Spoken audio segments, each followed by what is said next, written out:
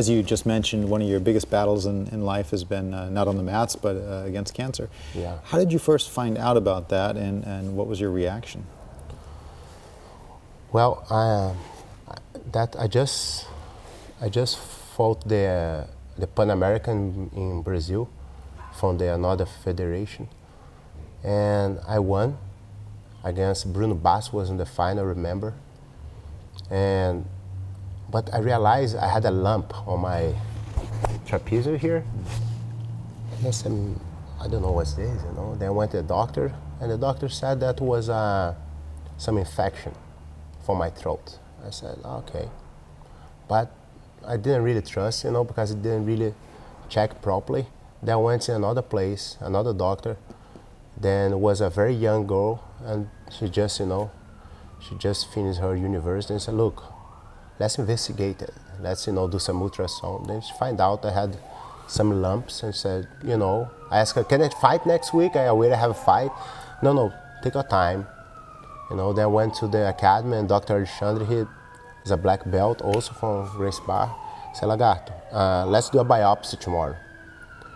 And I went to the hospital, and it was he and his friend, and he put the thing on my face, you know, so, you know, normal when they put the cover in the face so I cannot see. So, but I could see him from a little mirror was on the door. It was he and his friend cutting, you know, and I can see he was hoping, you know, his magic, he'll do a surgery on your friend. But as you can see when he cut and he was trying to dig to see, as soon as he managed to see the lump, his face, he did some face like that, and I say, oh shit, and then I said, okay, no, everything's fine, no problem, don't worry. Then after 2 days, we did a biopsy, and I find out I have a Hodgkin lymphoma, stage 3. Between my lungs, already was like this, the size of an orange, and that was, the battle just started. Was it, did the doctors tell you that you had good chances to beat it, or what was the prognosis? Dr. Alexandre said it was okay. This type of cancer, he accepted the treatment really well, but was not the same what the other doctor said. He said, you know, he said it's exactly the same, but said, look, your career is finished. You'll not be able to have a child anymore. You know, I then said, look, man, I don't really understand why I'm saying this, because people told me you're the best doctor of Brazil. I'm paying you a lot of money to hear that. So, you know, would you like to hear the second opinion from your team? So he organized everything, and the next day have the team there. And the guys said, no, this doesn't work like this, it's gonna be nice, though. You know, just people make mistakes, you know. Right. Wow. Do you think your recovery would have been as quick if you didn't have the healthy jiu-jitsu lifestyle? I think it's going to be very hard. If I didn't have jiu-jitsu in my life, you know, and, you know, I believe so much in God. If I didn't have God and jiu-jitsu, it's going to be so hard. I remember when I started to do the treatment, the first thing I asked the doctor was like, how that works. I didn't have idea, you know. She said, I'm gonna put a catheter, I don't know if you speak like this in English, but it's a kind of a machine you put in the vein close to the big vein here, so go straight to the heart. Or you can get the veins for your arm, but the chemotherapy is gonna kill your veins very quickly. Eventually you're gonna start to use the legs, it's the chance to get a thrombose. Have you heard about this? No. Thrombose when they get the leg, you know, I don't know if you speak. So I said, okay, I don't care. Let's get my arm. I don't want, because if you put it in the machine, I'll not be able to train, I'll not be able to surf. And I said, I want to do on my arms. And then it was so tough because every session, my arm got really big, you know. Was a very funny story because I was doing this treatment, and my arm got so big, I could not hold anything. But every day I was going to train, you know. And that was the time I met GSP, George St. Pierre. He came to the Gracie Barra to train. And I was training with my hand on the belt. And, you know, I was still doing good training and all this. And he came to Shimu, a friend of mine. I'll be, man, what's going on? This guy trained for the hand on the belt, you know, all these. And then Shmo, no, man, this guy, then Shmo explained him what's going on. And then since then, you know, George was such a good guy he is, you know. Oh, Lagarto, gonna put your picture in my room, you know, all these. And, you know, that was a fun time. I learned so much.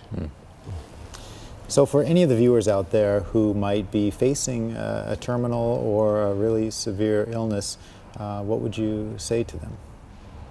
Yeah, actually this happens a lot. You know, a lot of people they look at me as a reference for this, and the people send me emails, send Facebook, all the time.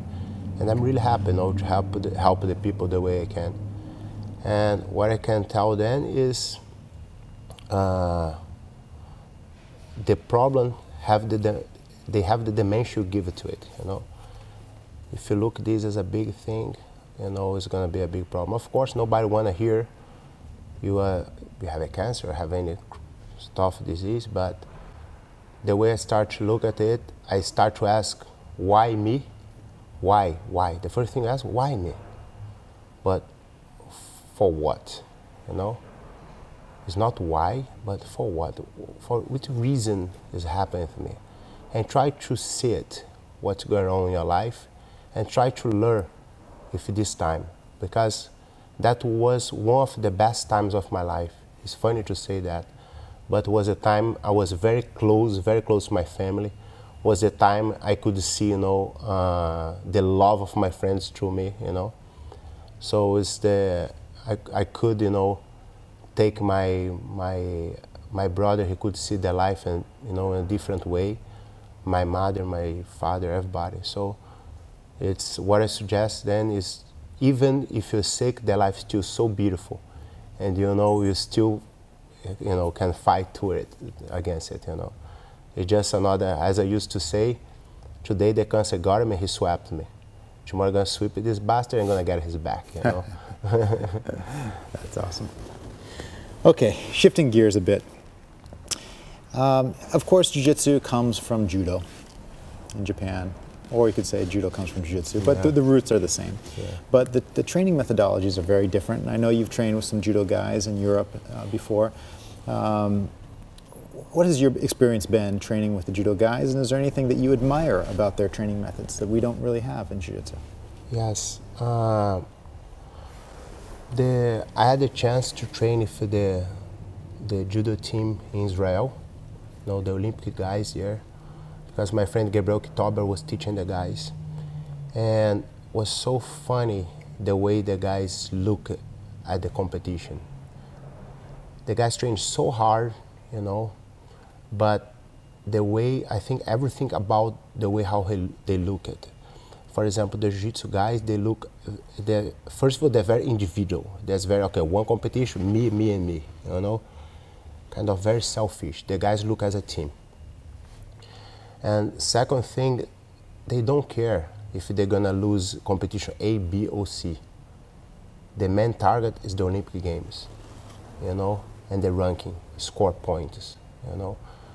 And I learned so much, you know, these mentalities, this ego, when they train, they don't care if his friend is gonna throw him. Of course, they go very, very hard, but they don't care. They don't have this ego to tap, or this, you know, okay, this guy cannot throw, I'm better than him. They don't have it. They just relax and go, you know. It's more, let's say, more professional, you know. And I can see, I know we see on these days now, for example, me and Ebert were friends, me and Buchecha were friends, you know. The guys from different teams were friends. But the guys from judo, they are not just friends, but they go the entire team to training with each other. It's a camp.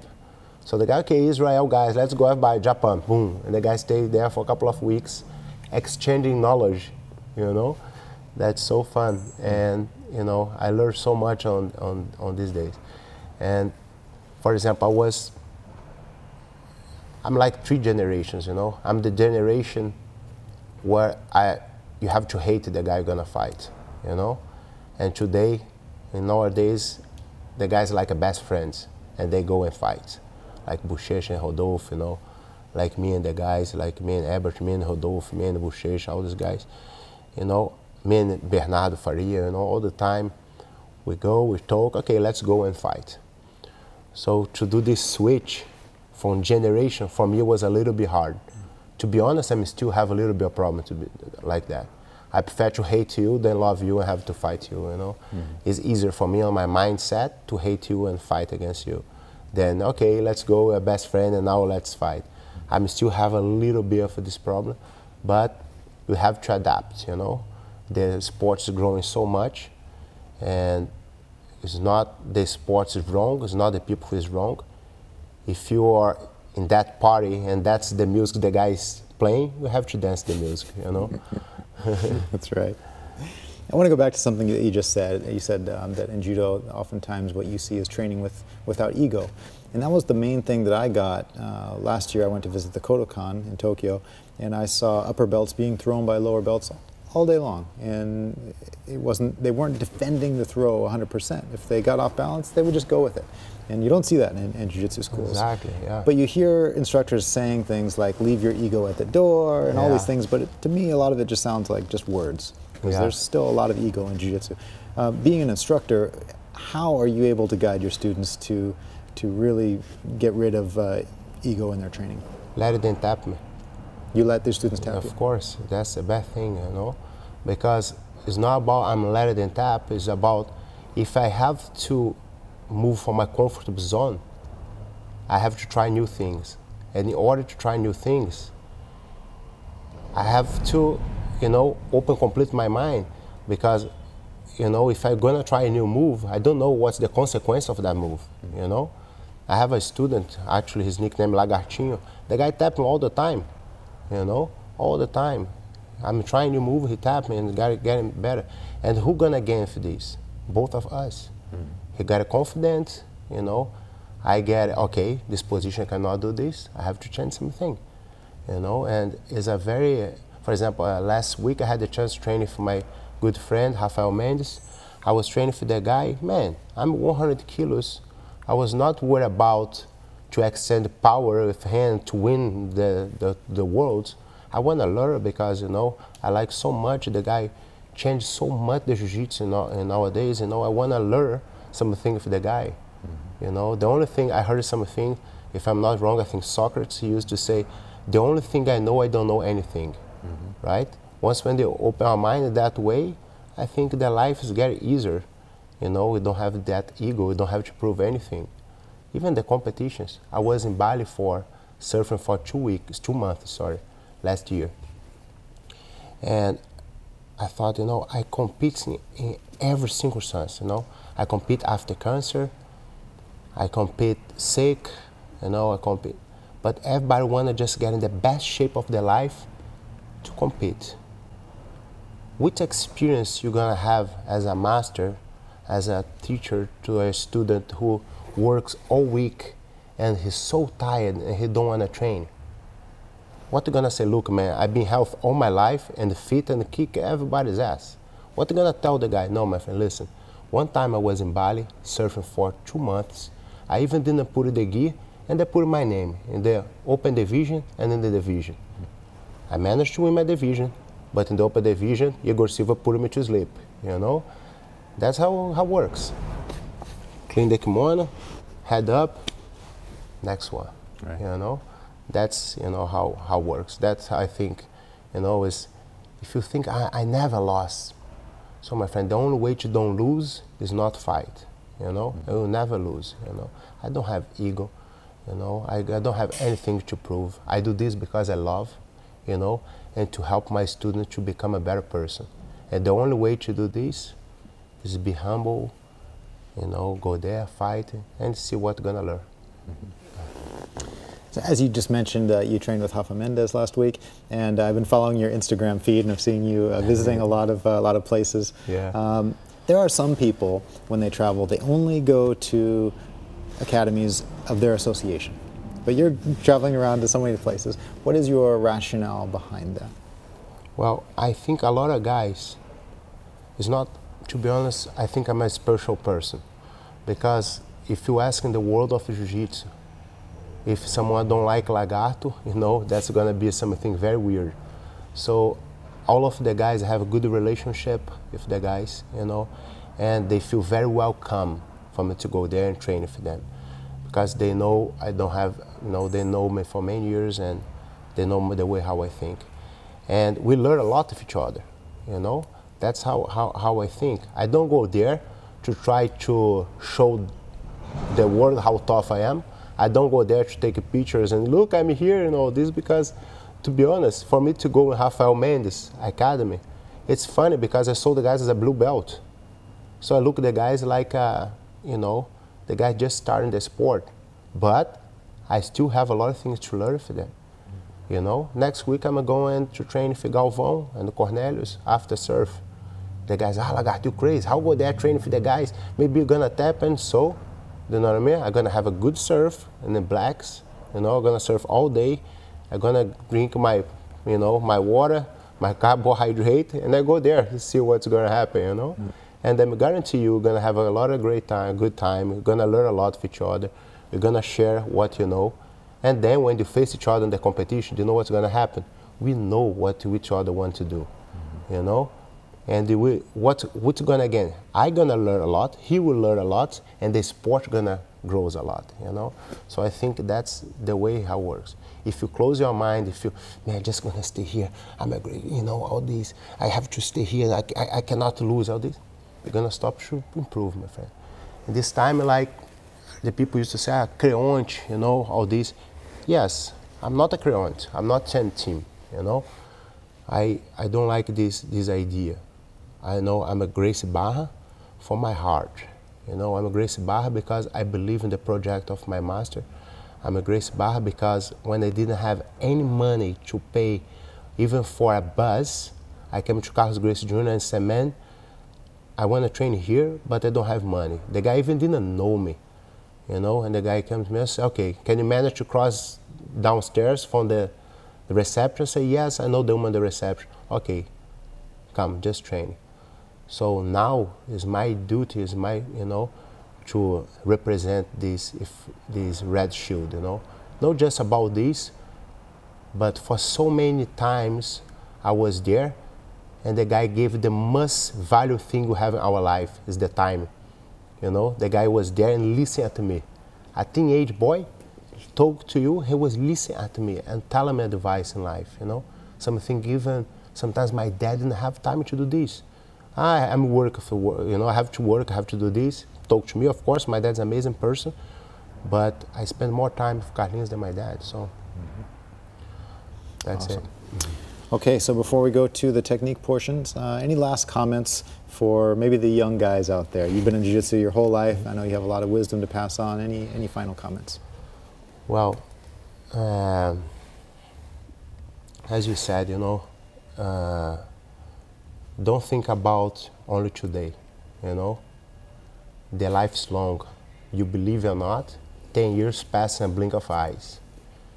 What I suggest you guys is, and what I can tell you, I passed through that experience. I've been through a chemotherapy, you know. I've been through hard times in my life.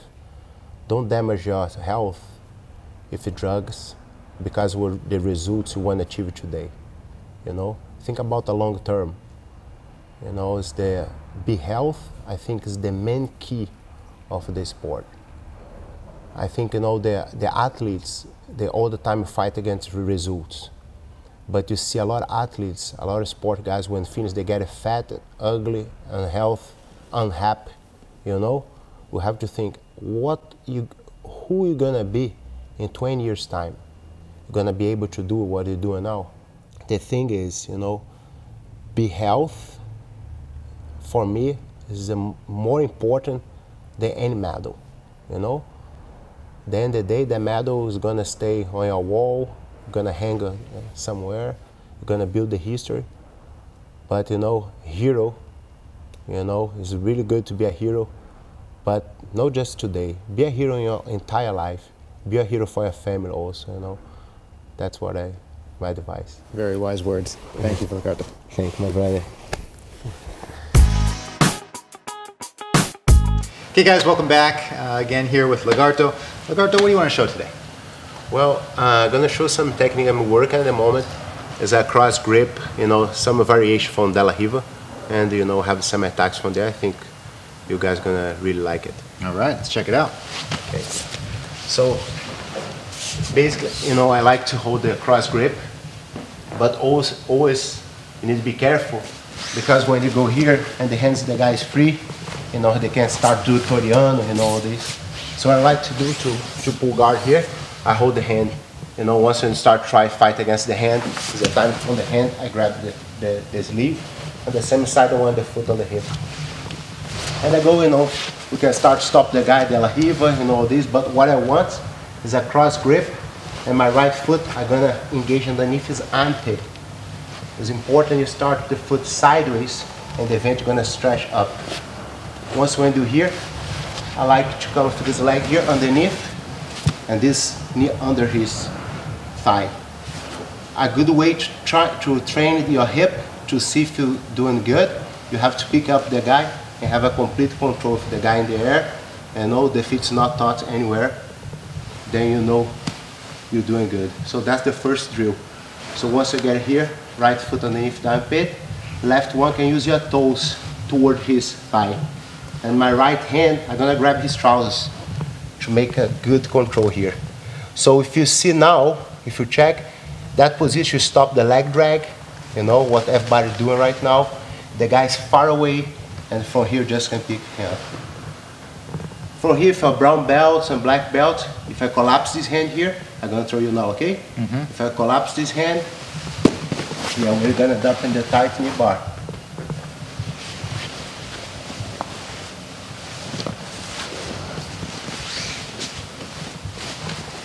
If you want to just sweep him, same thing, I just hold the hand, put it up here. I will as well can start to work the knee bar.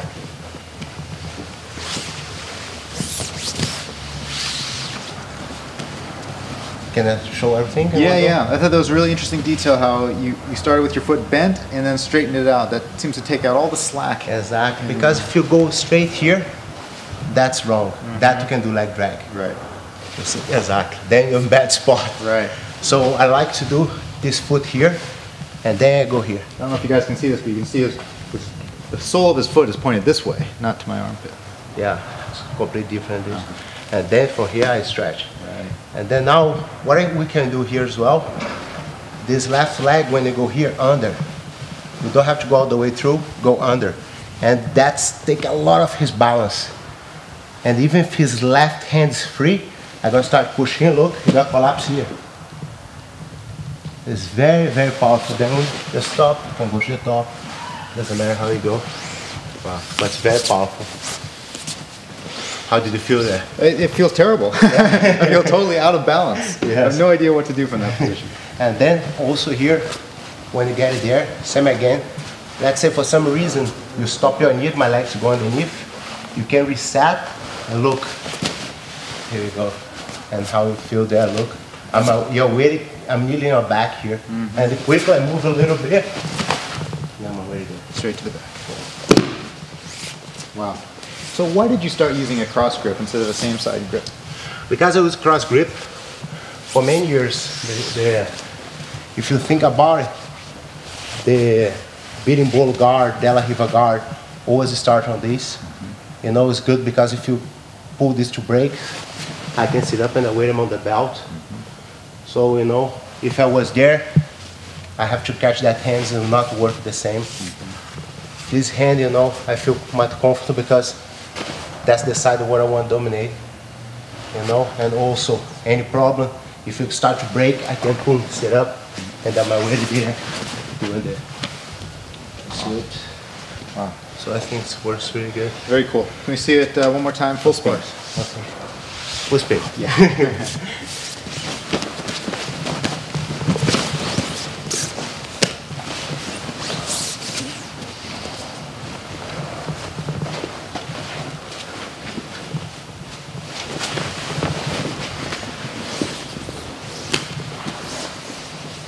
And the knee bar.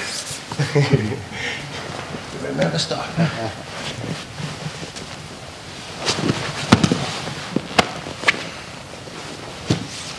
Awesome.